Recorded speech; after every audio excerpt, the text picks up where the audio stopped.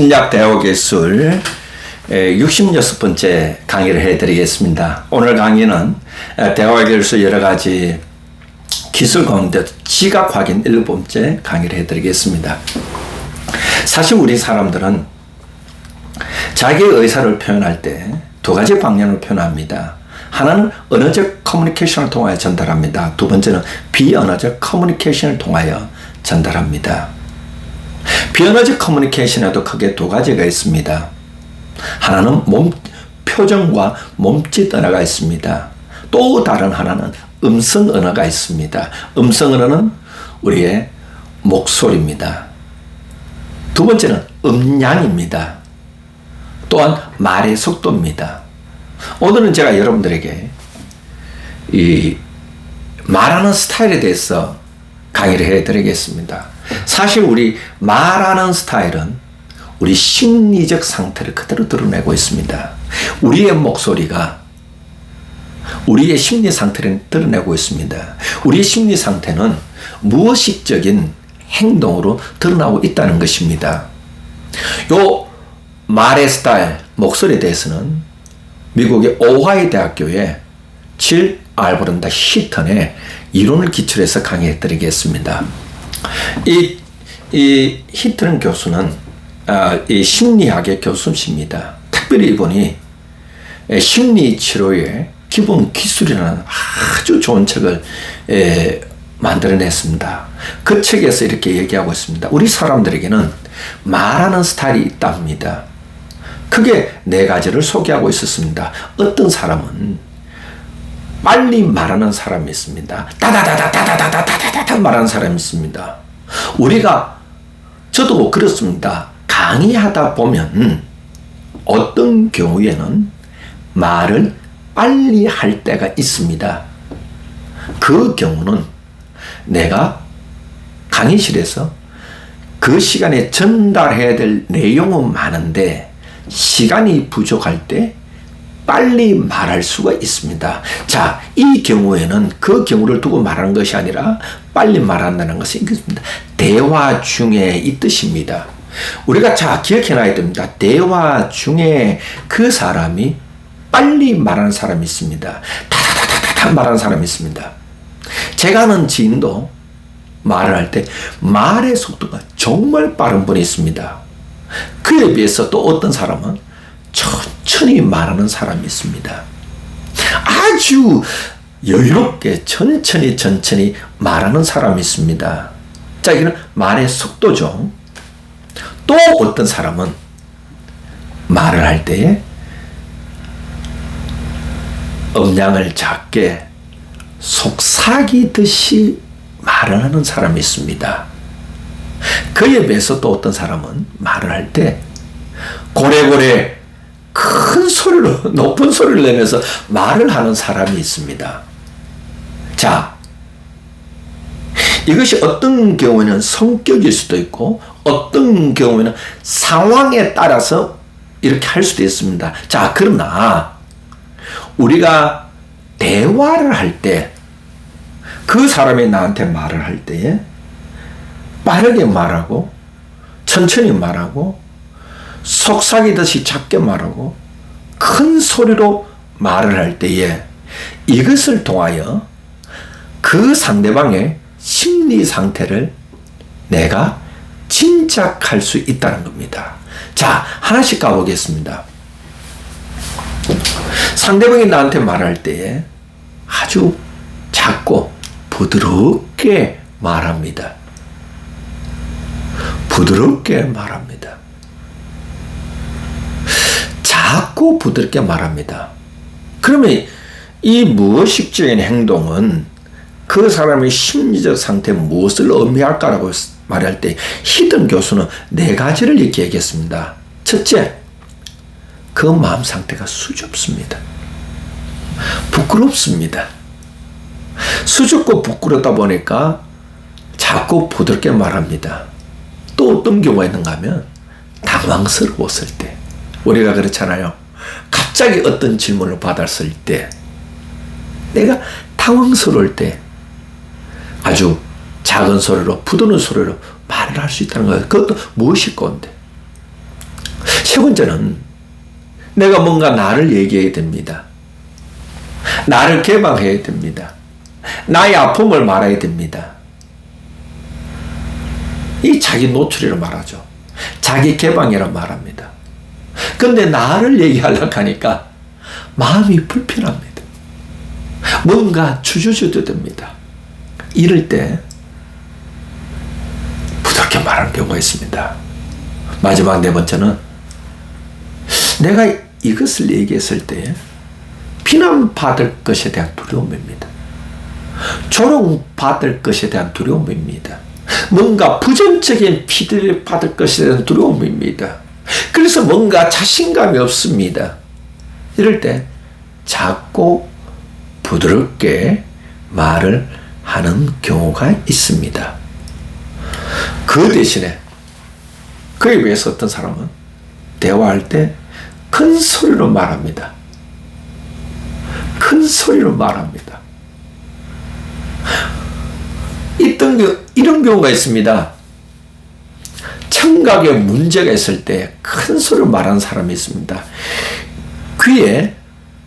귀가 잘 들리지 않을 때 큰 소리로 말하는 사람이 있습니다. 저희 어머니도 지금 병원에 입원해 계십니다. 같은 병실에 계시는 분이 귀에 문제가 생겼습니다. 청각에 문제가 생겼습니다.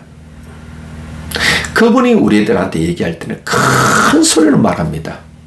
이렇게 청각에 신체적으로 문제가 생겼을 때 큰 소리로 말하는 것이야 신체적인 문제 때문입니다만은 심리적인 상태에서 어떤 신체적인 문제는 없는데 큰 소리로 말할 때는 우리가 이런 경우를 생각해 볼 수 있습니다. 뭐냐면 상대방의 뭔가 위협을 주려는 시도에서 큰 소리로 말할 수 있습니다. 뭔가 이 억지 주장을 할 때도 상대를 억누르면서 큰 소리로 말할 때가 있습니다. 누가 큰 소리로 말할까요? 심리학적으로 보면 이렇습니다. 상대방을 가볍게 보거나 만만하게 보면 큰 소리를 내서 위협을 주려는 시도를 할 수 있다는 것이죠. 또 두 번째는 자신의 강한 감정을 표현하는 겁니다. 억울한 감정을 표현하는 겁니다. 강렬한 감정을 표현합니다. 자기의 막 화난 감정을 이 어떻게 할 수 없어 큰 소리로 표현하는 경우가 있습니다. 이럴 때 이 큰 소리로 말하는 경우가 있습니다. 사실 우리들이 이런 말하는 스타일, 특히 우리의 목소리, 말의 속도에 의해서 그 사람의 심리적 상태를 드러내고 있다는 것입니다. 또 크게 두 번째로 가보면요, 이 말하는 스타일은요, 상대방의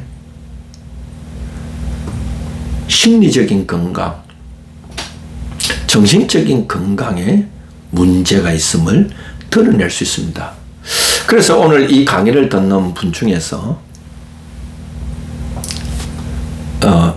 심리상담 전문가가 있습니까?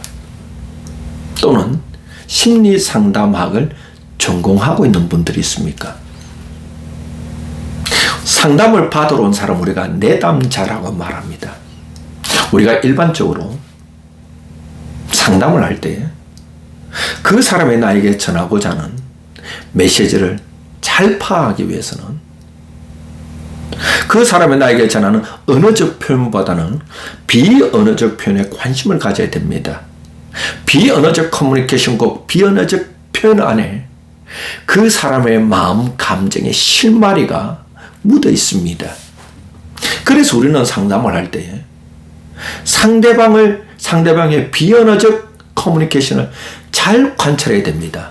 또한 우리가 심리 상담자들이 아니더라도 상담을 공부하고 있지 않는 사람들이라도 우리가 일반적으로 누군가 대화를 할 때에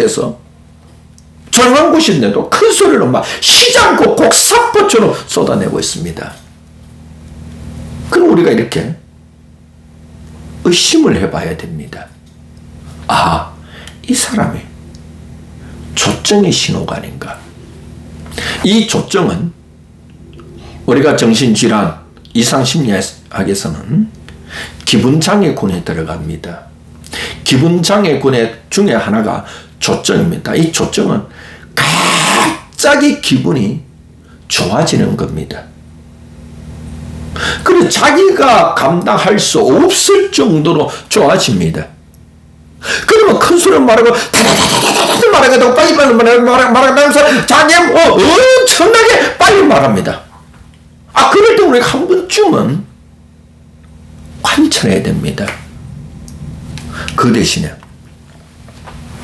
대화 중에 천천히 말합니다. 천천히 말합니다.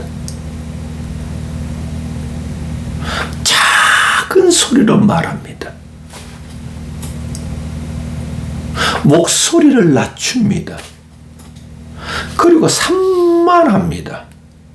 얘기했다 저기했다 얘기했다. 우울증의 증상일 수 있다는 겁니다. 저도 상담을 합니다만은 우울증 걸린 사람들의 대부분이 목소리 톤이 이 크기가 낮습니다. 그리고 작은 소리로 말합니다. 그리고 천천히 말합니다. 이 얘기했다 저 얘기했다 이 얘기했다 저 얘기했다 합니다. 이럴 때 우리는 정신적인 건강이 있지 않을까, 정신적인 건강에 문제 있지 않을까, 혹 우울증이 아닐까, 이렇게 파악해 봐야 됩니다. 자, 그러나 우리가 또 신경 써야 되는 것은 문화적인 배경이 같으면 내가 파악한 것이 맞을 수도 있지만 문화적인 배경이 다를 경우에는 우리가 조심해야 됩니다. 또 성장 배경이 다르면 조심해야 됩니다. 이럴 때는 여러분들이 세심한 주의를 기울여야 됩니다. 그 사람이 나에게 변화적 커뮤니케이션을 통하여서 자기 의사를 전달했을 때 내가 관찰을 잘해야 됩니다. 관찰하고 그 다음 뭐 해야 되느냐? 관찰하면 내가 해석한 것을 기억해야 됩니다. 이 해석이 맞는지 안 맞는지는 내가 재차 그 사람에게 되물어 보아야 합니다.